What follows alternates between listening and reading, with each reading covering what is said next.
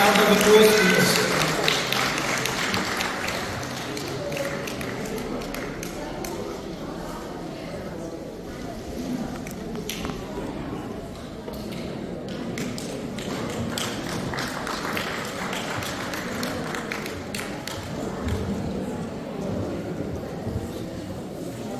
So thank you very much, the young guests. Now we come to the next part, which is the spiritual highlight of today's program. The talk by Swami Sarvasthananda Maharaj on Swami Vivekananda, following the footsteps of Lord Rama.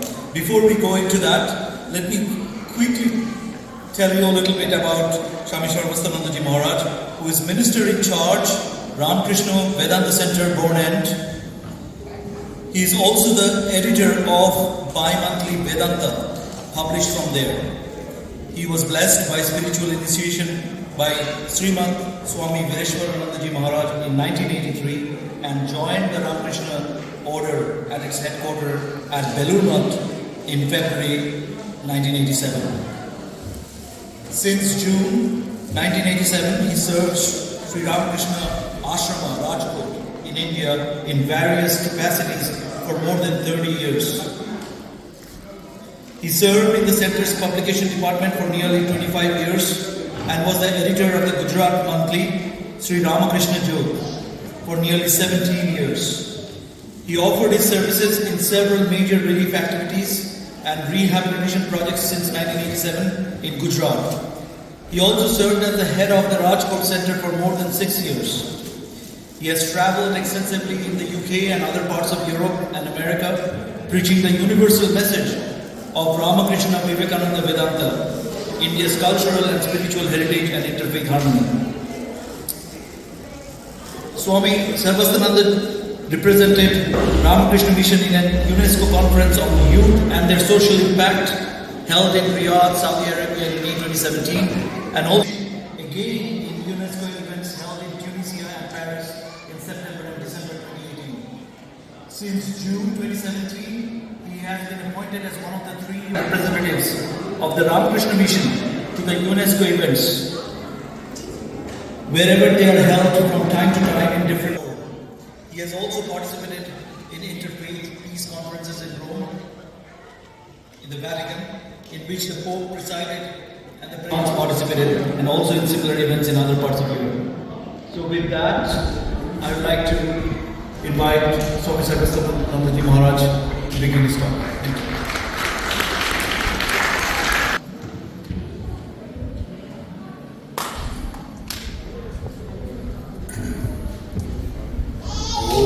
Ram-Navami Rame Rame Varanane Sahasranama Tattvaryam Ram-Nama Varanane.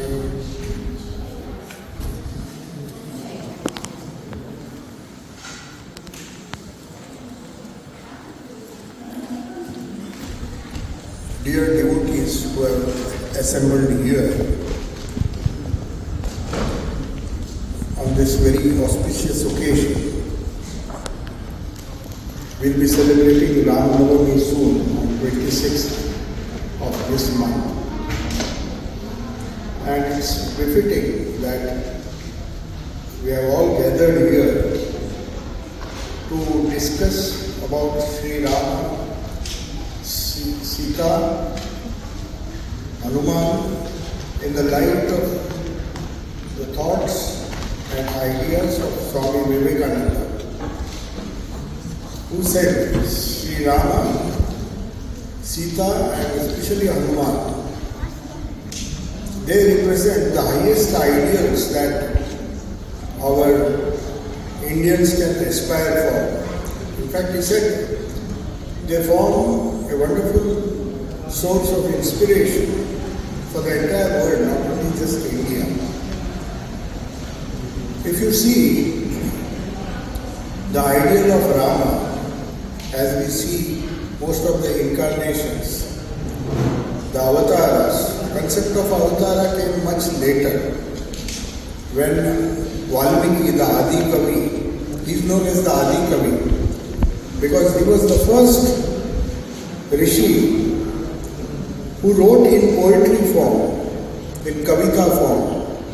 Before that, most of our texts, including the Vedas, they were written which resembled prose. Of course, Vedic literature, if you see, there's a lot of poetry in that. But the first systematic writing of wonderful ideas which are known as itihasas, Ramayana and Mahabharata are known as itihasas. They are not just a description of the wonderful exploits of great avatars, great ideals, who represent the very soul of India, as Swami Vivekananda said very often, that Rama, the Sita ideal, the Rama ideal, and especially for the younger generation, the Hanuman ideal, who was a servant of Sri Rama, who knew nothing in this world except devoted service to his master. So he said, these ideals form the very soul of India. It's not just a itihasa. Itihasa means normally we translate it as history. History of certain kings, history of exploits of certain kings, some battles, some wars fought. That is not how Indian culture interprets history. History is not just their exploits. They live for an ideal.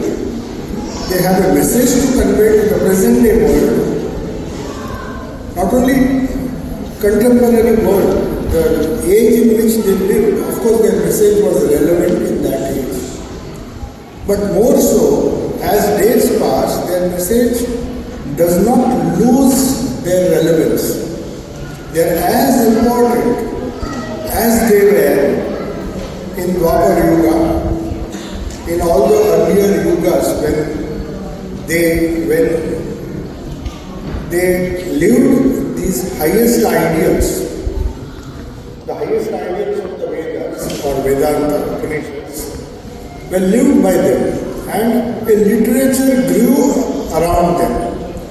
We call it mythology because there are a lot of myths, and the modern world just dismisses them as stories which our children watch on television and other social media or read books, just as they would read the myths or maybe some stories created by man, like the comics of the Western world, which serve, which inspire not only it has some entertainment value, that's all. They don't convey any deep ideas. For example, we have a lot of myths in Greek mythology, lot of stories, Iliad and Odyssey, and they have inspired the Western world, the so-called Western world. And they convey certain ideas because of which the Western civilization has grown the way it has over so many centuries. Then we had Semitic religions, mainly in the Middle East, but they spread all over the world. Judaism, that is the Jewish religion, then Zoroastrianism, the Parsi religion, which was once upon a time a very powerful religion, and then there were other offshoots, Christianity and Islam, in all their different aspects.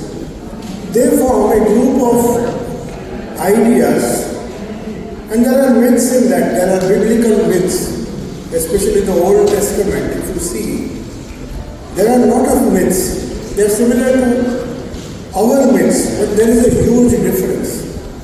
The Hindu myths and mythology, which you see, so many Puranas, so many itihasas. The two main are Ramayana and Mahabharata. Ramayana, of course, precedes Mahabharata. And Ramayana is a very excellent itihasa, excellent piece of work. First time in the history of Indian literature, Adi Kavi, that is Valmiki, who is known as the Adi Kavi, the first poet, he wrote Ramayana portraying many characters. The main character is, of course, Rama, but then Sita is no less important. That is why some versions of Ramayana, some of the scholars believe that why Ramayana, why not Sita? Because she is also a very, very important character. In fact, Swami Vivekananda says, this is the highest possible ideal before our Indian women. If the ideal of Sita is lost, we will lose everything. Of course, that doesn't mean the ideal of Rama is less important. But the ideal of Sita, he says, has no parallel anywhere in the world. So these are Swami Vivekananda's ideas. He saw in his own master, Sri Ramakrishna, who shed wonderful insight on the real purpose of Ram-Avatar or Rama's wonderful life message. Also Sita's life and message. In fact, Sri Ramakrishna practiced sadhana. He worshipped Rama, he worshipped Krishna, he worshipped Devi, Ma Kali, and all the myths that surrounded these great avatars or avatar purushas. They are basically different from the Western mythology, which has resulted in the modern scientific revolution, which were inspired by these ideas.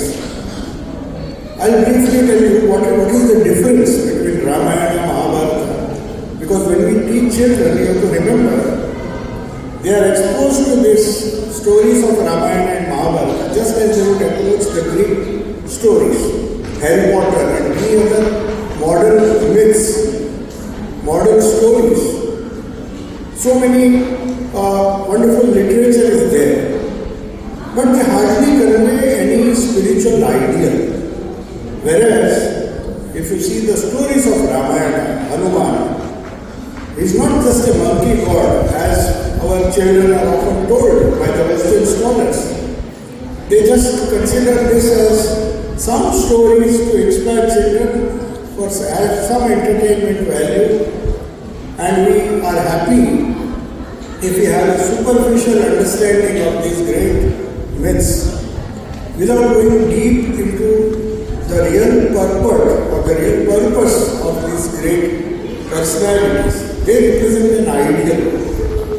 Stories can be many. Many stories have been built around them. For example, if you see, the impact of Ramayana is so much that we have 5 or 6 Ramayanas within India. We have Tulsi Ramayana. Of course, the inspiration is Valmiki's Ramayana. That is the main Ramayana. But we have other Ramayanas, slightly different versions. Not much difference, but there is a significant difference in the way the different characters like Rama, Sita, Hanuman, Bharata, Shatrughna, and all the different characters that appear in Valmiki's Ramayana have been picturized in different ways, depending on the need of the age. Tulsi Ramayana is a very devotional approach. It glorifies Hanuman. Of course, you see Valmiki also, the Sundara Kanda of Valmiki Ramayana was the inspiration. But if you see Tulsidas, he created this wonderful Hanuman Chalisa, which every child, every youth, especially in North India, they all memorize it. They are inspired. Generations after generations have been inspired. So there are different versions, not only in India. There is a Bengali Ramayana which has its own importance, own characteristic, Kriti Vasa. Then we have Kamba Ramayana of Tamil Nadu. Then there are other Ramayanas, slightly modified versions, but the theme remains the same. So we have to know what is that theme. What did Rama stand for? Rama is a personality, not just as a avatar. Of course, that has devotional value. We worship avatars. It's a uniquely Indian concept. Unlike the Western concept of prophets, they also have the idea of prophet. But we have to understand the basic difference. It's a very basic difference. You cannot look at Ramayana or study Ramayana through Western eyes. The problem with our children is when they go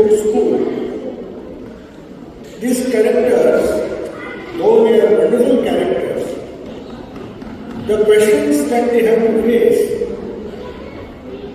causes a lot of problems. They said, how can you have a monkey god? How can you have so many gods and goddesses? And they are not able to answer because they do not understand the importance, or we have not explained to them the importance of the myth, the idea behind these myths. The characters, wonderful characters of Ramayana, Mahabharata and Puranas, there are so many Puranas. They are not just stories for entertainment, though children very often are exposed to them as mere stories, to be heard, to be watched if there is a picturization or serial. The children enjoy it, no doubt. But what is the significance of the incarnation? Now let us start with Greek mythology. The basic idea behind all the Greek myths and stories is the idea of a hero. In this world, a hero is respected. Hero in the sense, a person who can prevail against circumstances. So that hero can be a military ruler, he can be a businessman, and the goal is through competition, excel everyone and dominate. Domination is the idea behind the myths. All the stories, if you see Greek mythology, the children are built up that way.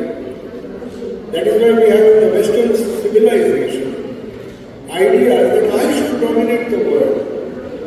I should be a hero. I should manifest all the power, all the wealth through my own strength. So this idea behind every myth is not the idea behind our ideals. No doubt Rama was a hero, but we don't emphasize that aspect. He did not come to just fight a war. Krishna never fought a war. In fact, he never took up arms.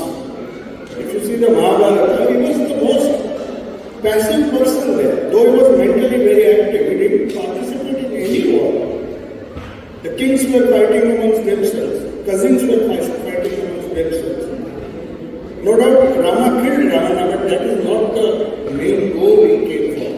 So the idea of Rama as a hero who killed demons, may be a Western idea. But unfortunately our children think Rama was born to kill Ravana. And just like any other myth in the Greek literature, this myth has to be interpreted that way. That would be a very wrong way of understanding Rama. Rama is much more than a king. He is often depicted as a hermit king. Hermit who became a king not by choice. He developed the concept of Ram Rajya, how to rule wisely, not asserting his power. Like the Western kings, the Roman kings, which inspired a lot of Western people, a lot of industrialists to rule over the world by their strength, by their hard work, by their power, so that they can dominate. That idea was never there in our scriptures. Then the second idea, which is typical of the Semitic religions, Judaism, Christianity, Islam, there the idea, we see all the biblical myths. Many of you must have read the Old Testament. You see the stories there. There, the idea is, there were small tribes fighting with each other. So a prophet comes and he says, don't fight with each other. Especially in the Arab region, there was so much scarcity of resources. So, right from beginning, if you see the biblical myths, some leader, some prophet comes, son of God in the case of Christianity, Moses in the case of Judaism, and of course, prophet of Islam. So all these people come to gather what is known as the tribal mentality. There were tribes. But if you want to prevent war, you all come together under one Son of God, under one prophet. Hindu Hinduism doesn't have that idea. You take Krishna, you take Rama, you take Ma Kali, you take Durga, and there are so many gods and goddesses. Our children are confused. Whom should we worship? We do not stick to one particular religion or one particular sect, one particular scripture. Some may be interested in Bhagavad Gita, some may be interested in Ramayana. And in fact, this Ramayana, I am not talking of the 5 or 6 versions of Ramayana in vernacular languages, in Bengali, in Tulsi Ramayana, in South Indian Ramayana. There are many Ramayanas across in other foreign countries, across the border. We have Thai Ramayana, Indonesian version of Ramayana, and it's a national culture there. They have their own version. It may not tally with our Ramayana, but the basic character, the basic ideal has inspired even Thailand, Malaysia, and all the countries there. If you see, their culture has absorbed so many things from the Valmiki Ramayana, and that has helped them to set up certain ideals. So as I said, the biblical myths, they believe in one scripture, one mythology which is based on the Old Testament, and they accept different versions, different interpretations, and different prophets came and said that this is the religion. All of you who belong to this particular tribe follow a particular god, follow a particular scripture. Whoever is within your fold. So there is no domination by a particular hero or king like Greek mythology. Here it is some kind of democracy or some kind of rule by the people. The group, the tribe that comes in the name of different prophets, they are a very powerful body.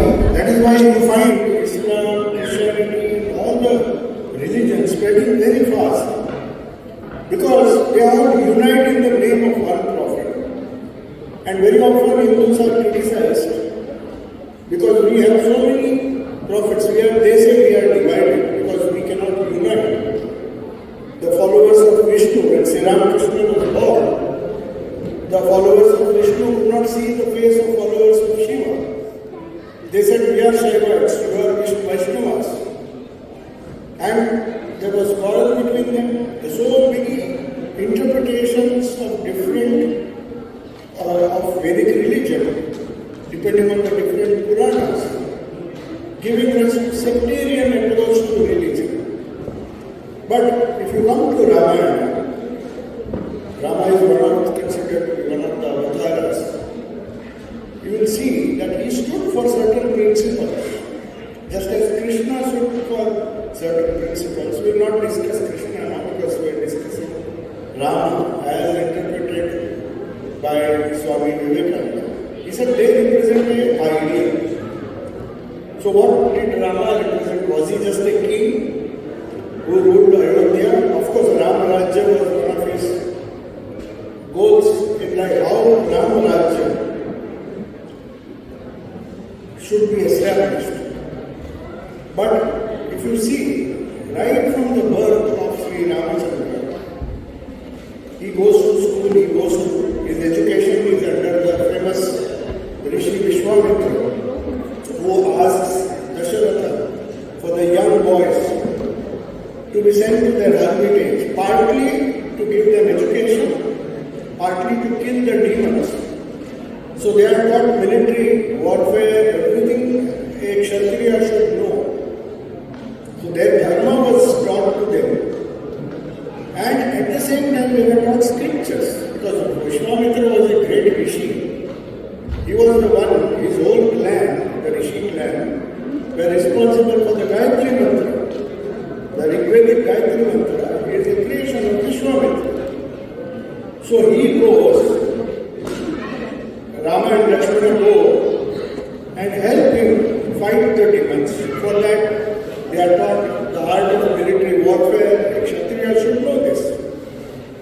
So, the concept of Swadharma, there are two words in Indian scriptures. If you want to understand Ramayana, you have to understand two things. One is the idea of Swadharma. By your nature, if you are a Kshatriya, your Swadharma is to fight. That is what Krishna told Arjuna. You should not give up your Swadharma. You are a Kshatriya. You have to fight for Dharma. Wherever Adharma comes, you have to destroy it. Where Adharma rises, Yada Yada Dharmasya Dhyane Bhavat Bharata Abhyutthana Adharma Asya Tadatmanam Srijamam. I come to rescue Dharma. So Ramchandra came to establish Dharma. He had his own Swadharma.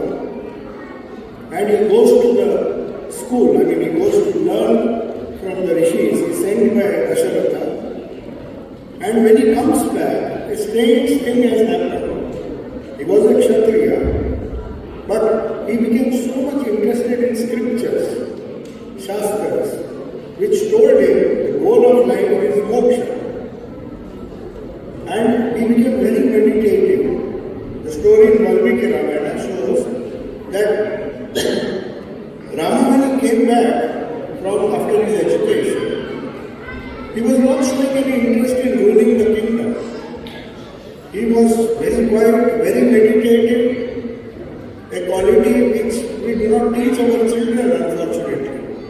But Rama was taught. So when he came back, he became a very spiritual person. He came back, of course he was an avatar, but the human aspect of Rama, if we discuss, he became very contemplative, very obedient. You see the obedience he demonstrated before his father, his mother. So he developed these qualities. And Dasharatha was worried. If he behaves in this way, how can he perform the Kshatriya Dharma? He is behaving as if he is a monk. He is completely contemplative, which is very important. That gives Rama the wonderful personality. He is known as Maryada Purushottam. How? Not because he was a good warrior. There were far superior warriors. Vali was a superior warrior. Sugriva, Vali, and so many people. Ravana himself was a great warrior, a great scholar, maybe a better scholar than all the people who lived in that age. Rama also acquired all the knowledge, the worldly knowledge, how to fight. Vishwamitra taught him.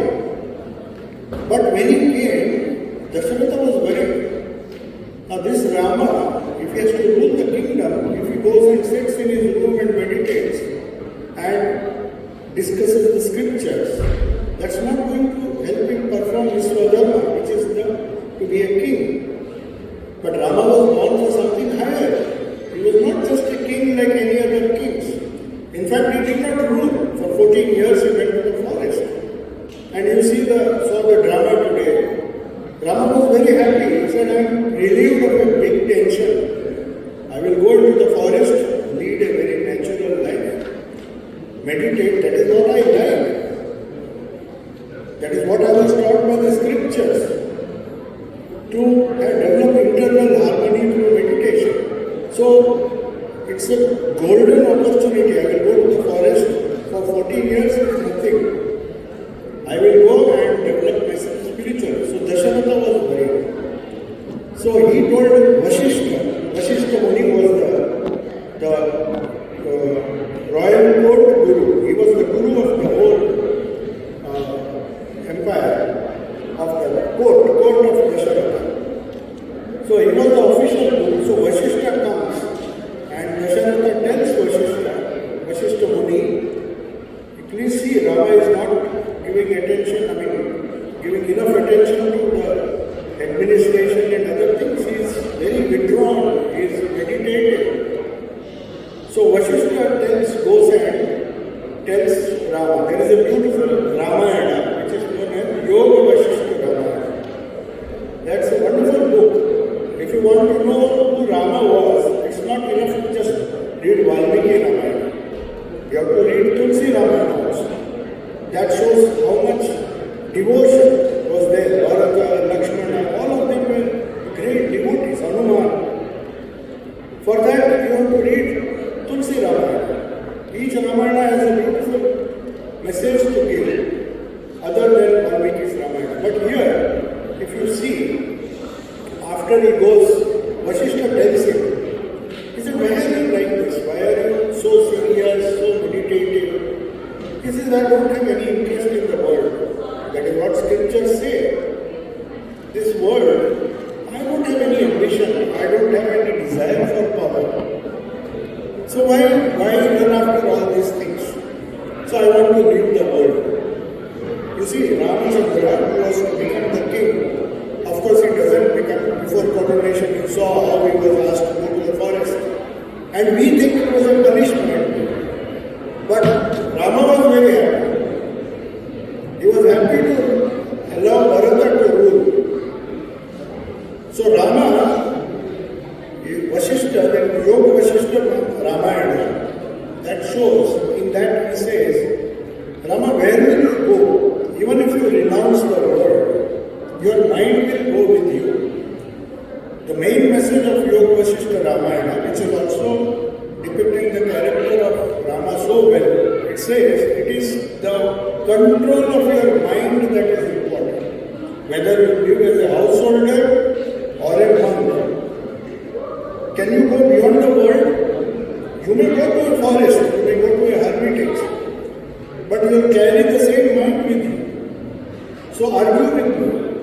Vasishtha tells in the whole Yoga Vasishtha Ramayana, which is a very big Ramayana, there he says, you try to argue with me, I will convince you that it doesn't matter what swadharma you practice.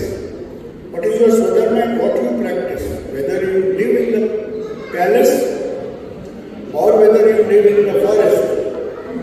The main thing is you have to control your mind. And how to do it? That is your Vasishtha Ramayana. There is another Ramayana which is known as Adhyatma Ramayana, which Sri Ramakrishna liked very much. In fact, he used to inspire Vivekananda. He said, you read this Adhyatma Ramayana. That will tell you, give you wonderful insight. Ramayana is not a story, just a story. Rama goes to the forest, then Sita is taken away by Ravana, he goes to Lanka, Hanuman helps him, Sugriva helps him, and then they come back, and then there is Ram Rajya again, and then Sita is banished to the forest. These are stories, no doubt. But what is the central character of Rama? Swami Vivekananda says he was the upholder of Dharma. And the whole of Valmiki's Ramayana is about tapasya. Rama, there are two things, Swadharma and the Raj Dharma or the Dharma for society. Dharma means dharayati iti dharma, that which holds society. If you want to support society, you have to have some constitution, some principles, which were known as dharma. So when your conflict between Swadharma and the Dharma of the country and the kingdom that you are ruling comes, you have to give preference to Raj Dharma, not your own Dharma. You may have to suffer. That is exactly what Rama did. He went into the forest 14 years. He had so much difficulty. Sita was taken away by Ravana. He had to plan how to go to Lanka, and whole of 14 years, if you see, in exile. He went there for peace, but there was no peace.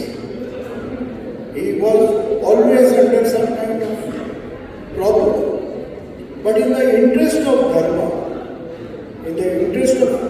Dharma, not only of his kingdom, which is part of the Dharma, to rule your kingdom, but the whole world. So he set up an ideal of what Dharma is.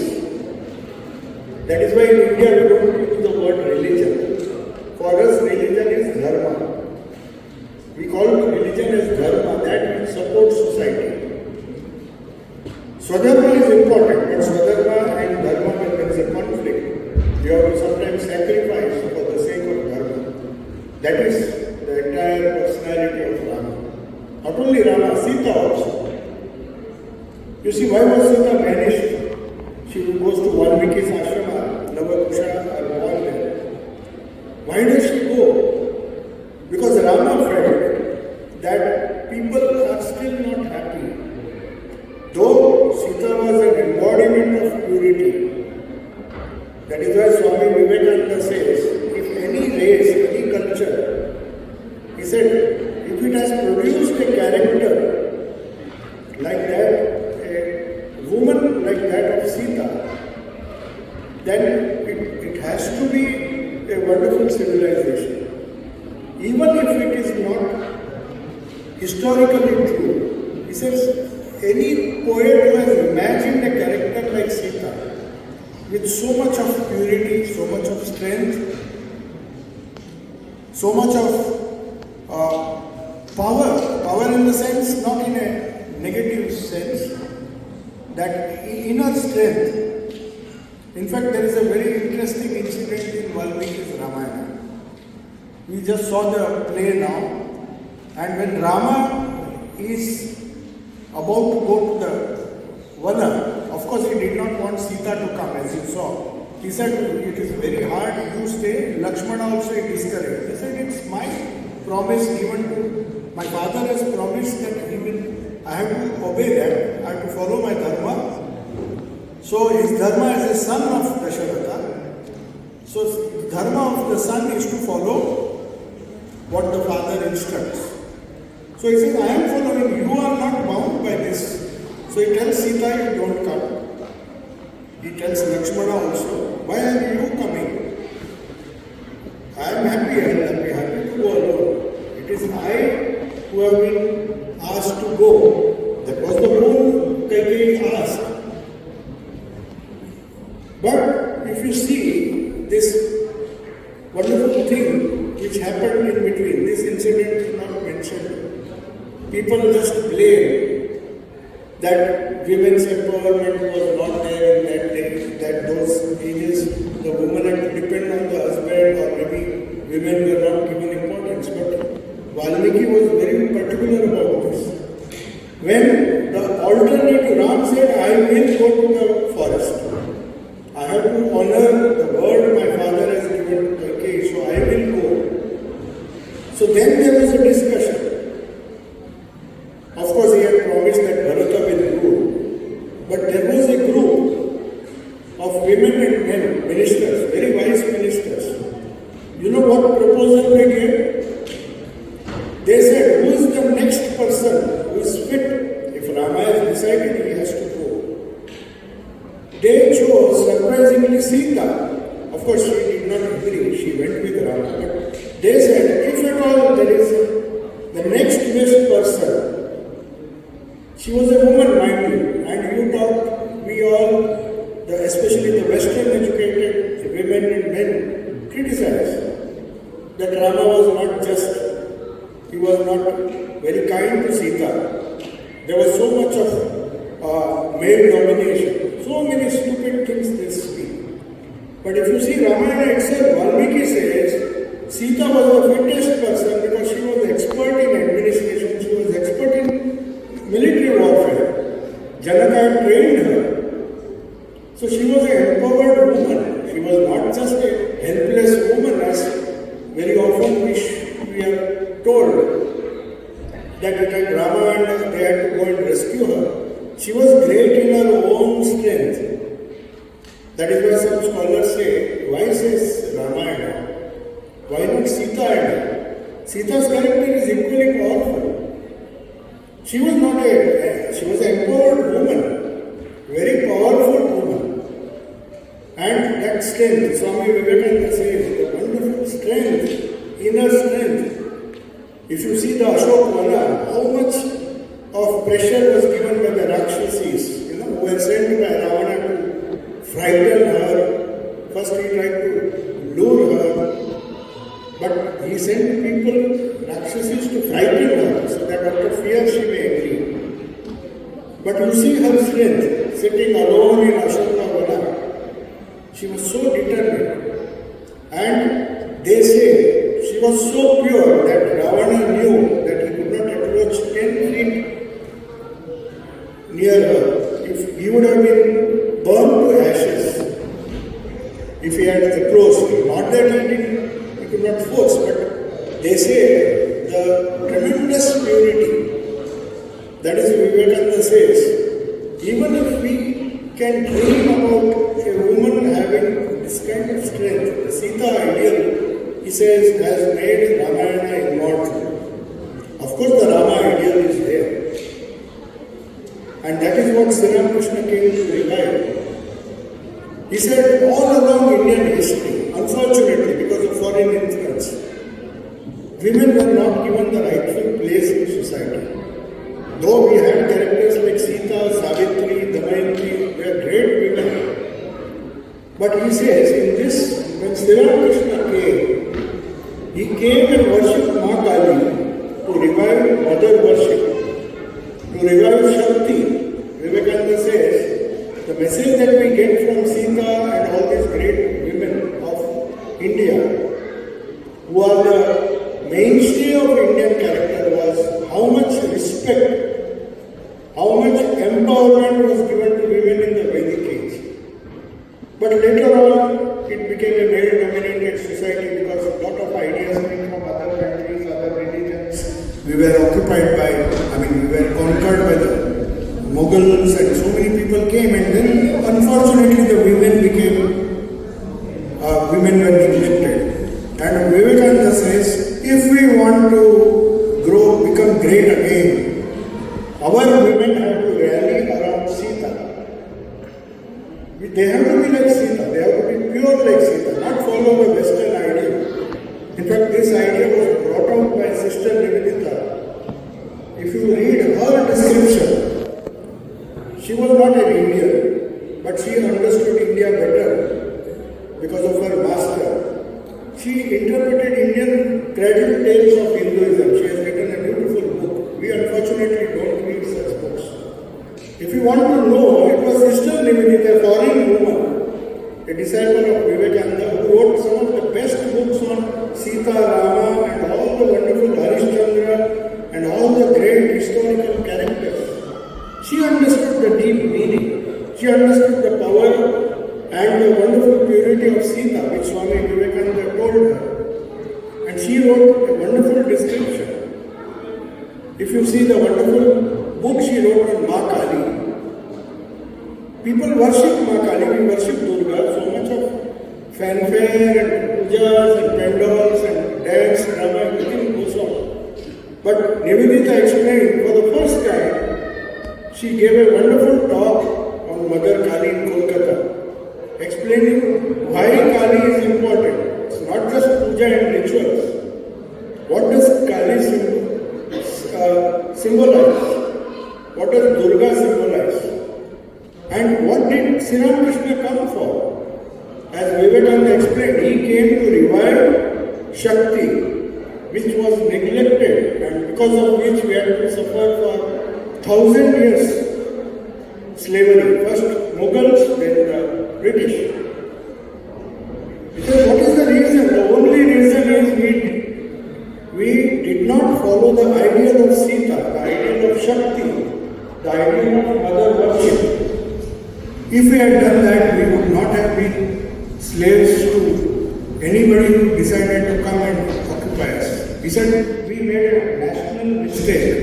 India made a big mistake by not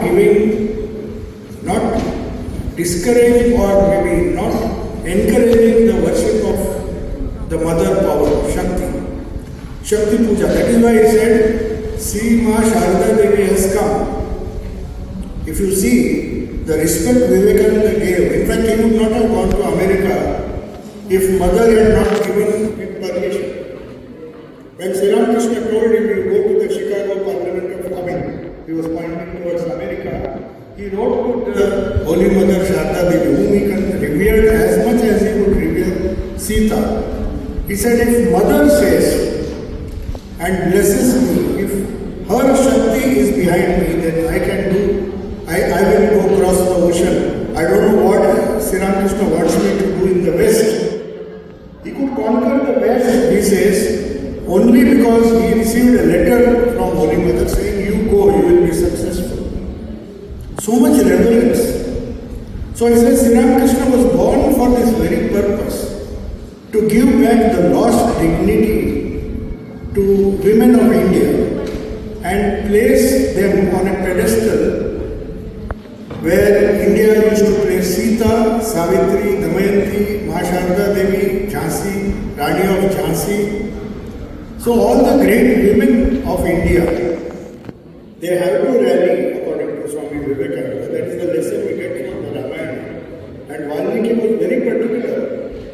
If you see Sita's decision-making capacity, when she came back from the forest where she was asked to go, of course we will not go into the discussion why she was sent and all those things, but see the personality of Sita.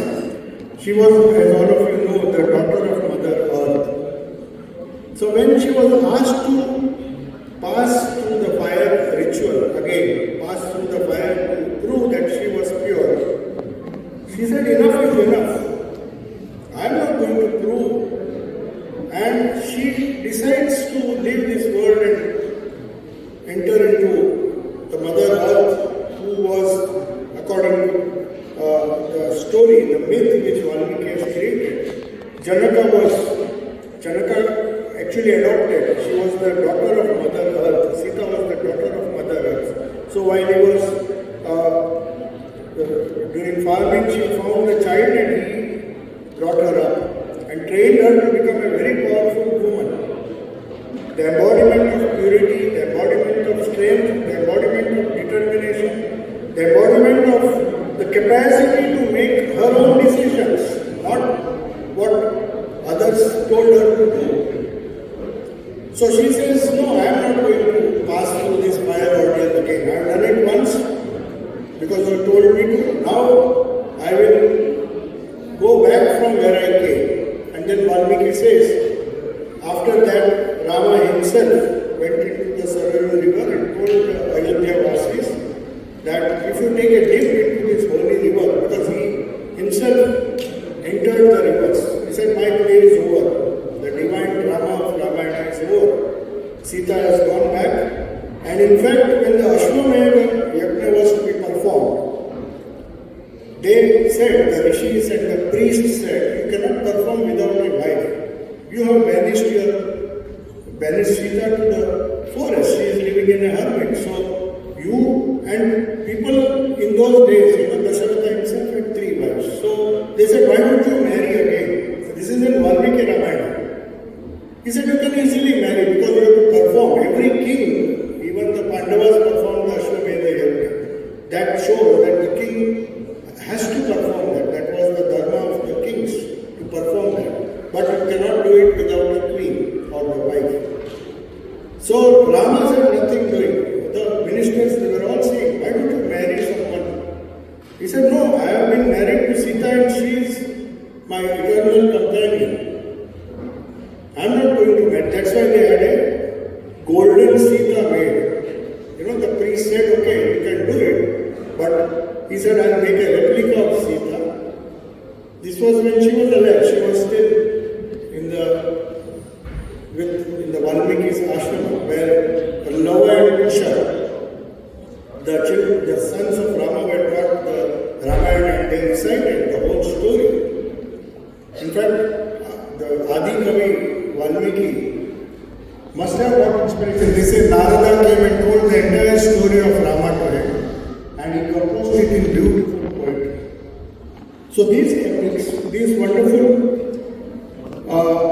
ideas, the personality of Rama, as Vivekananda, as Sri Ramakrishna, so Sri Ramakrishna himself praised. He said he had a vision of Sita, he had a vision of Sita, how a woman, in spite of so much suffering in life, she never lost her mental balance. Whether she was in the forest, whether she was in Ravana's Ashok Vatika, surrounded by demonesses, Rakshasis, or whether she was asked by Rama himself to go to the forest. Whatever be the condition, she was so balanced, so strong, so pure. So these are the ideals. And even Rama, for example, He always considered the dharma of the country or dharma of the entire world to be more important than his own selfish interest. If I lose the kingdom, it doesn't matter. But people should not suffer. So that is why the very idea of Ram Rajya came. In fact, Ram, the idea of Ram is so embedded in our Indian culture. In North India, most of the people, they say Jai Shri Ram, Jai Ram, Jai. When you greet somebody, Ram is used. Even when you die, most of the Indians, they say Ram Nam Satya Hai.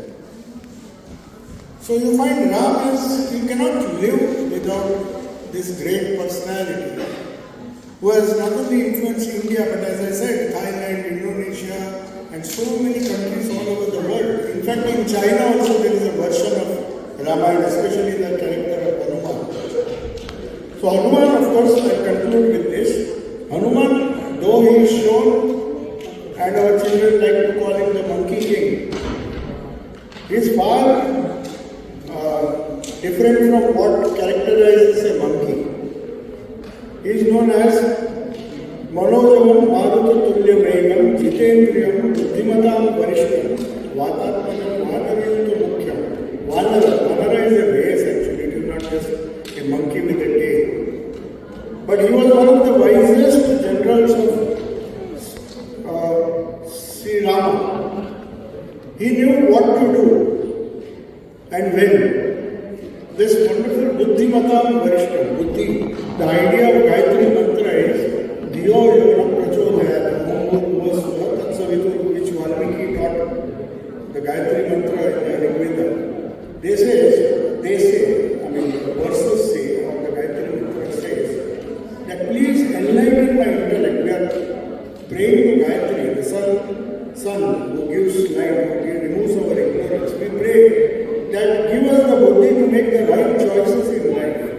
And that was embodied by Hanuman.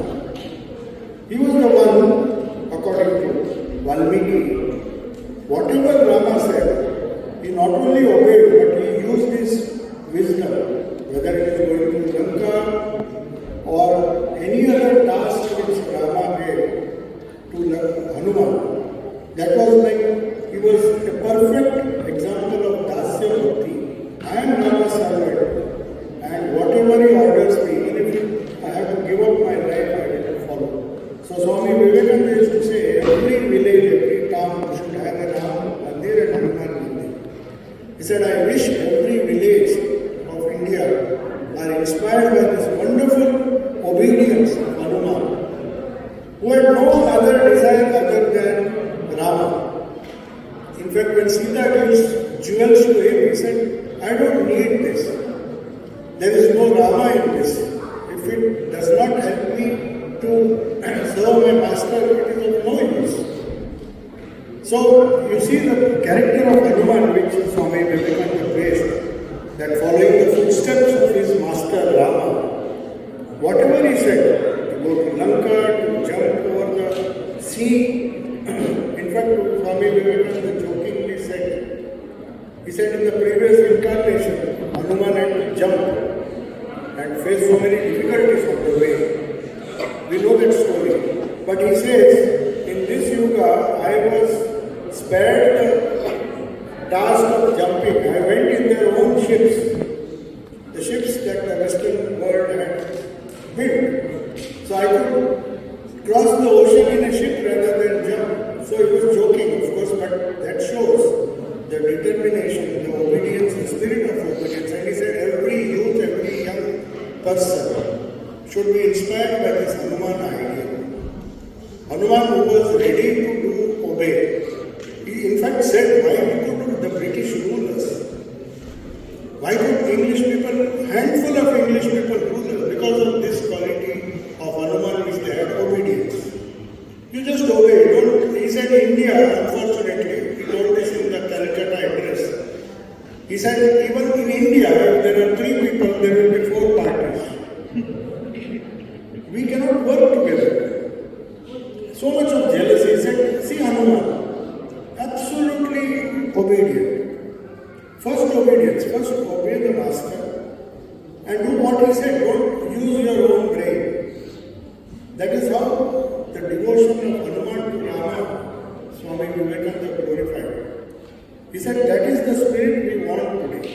everybody wants to do his own.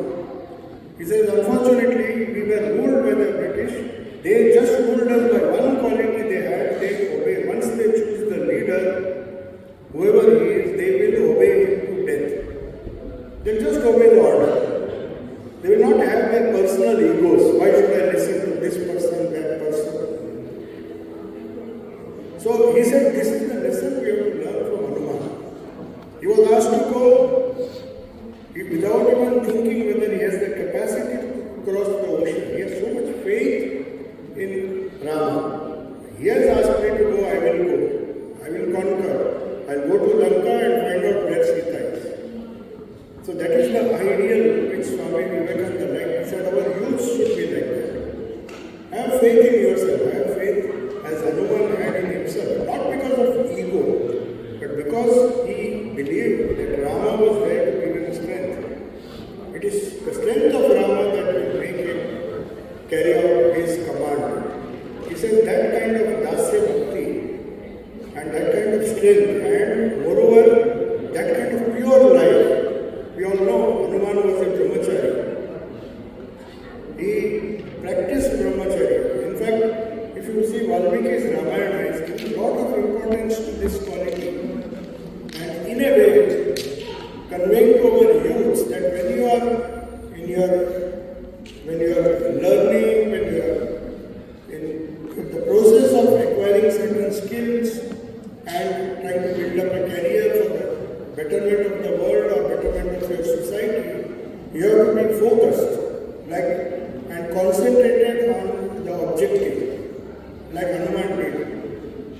He said such a wonderful mind, Buddhimatam Varishta. His buddhi was so far superior than all the other people. Why? Because of his concentration and because of his practice of brahmacharya. So that is why he is respected. And he said every village should have his temple.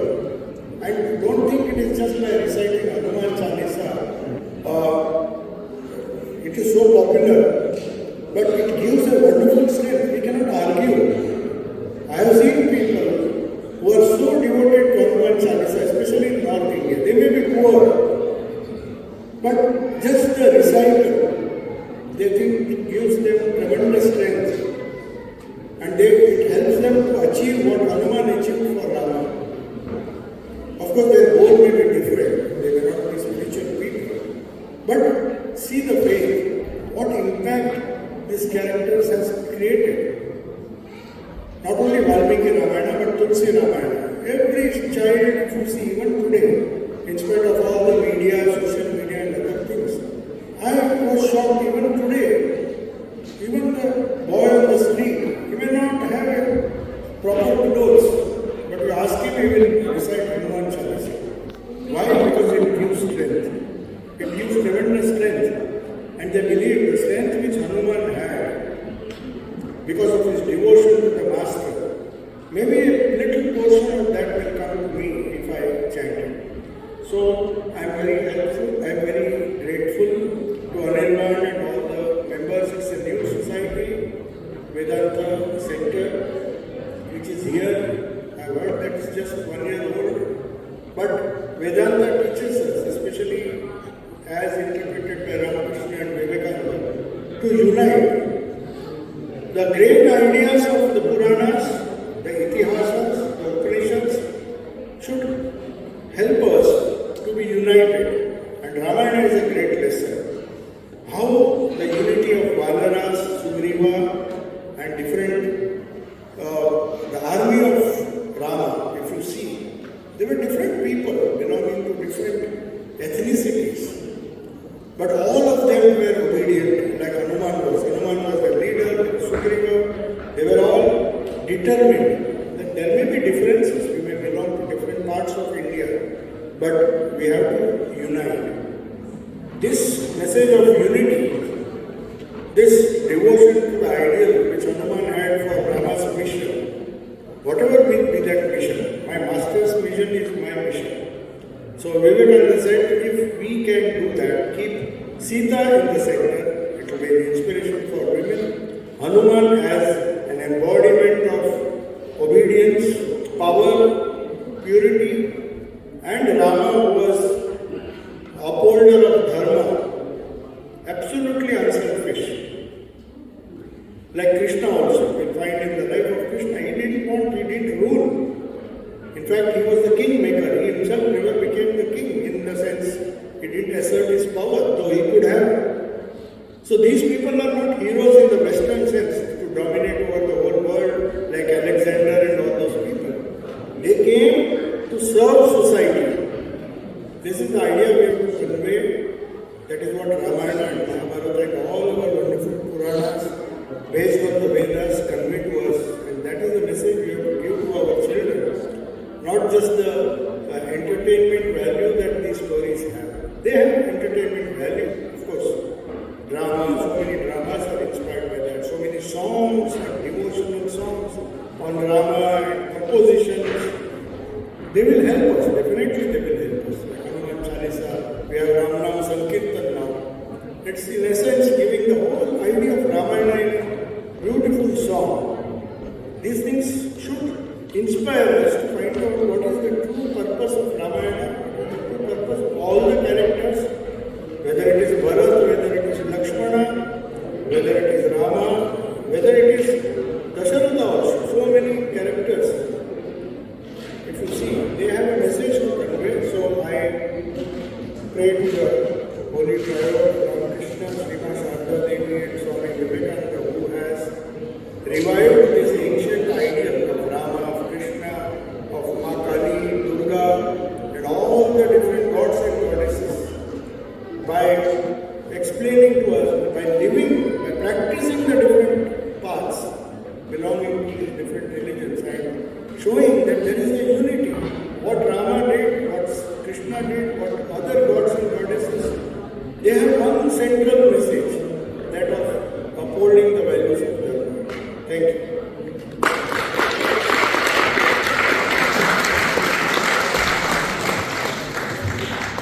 Thank you, Maharaj, for the deeply inspiring and elevating talk. Your reflections on Swami Vivekananda and the ideals of Lord Rama has given us much to contemplate and carrying into our daily lives. Let us offer our respectful pranam and heartfelt thanks.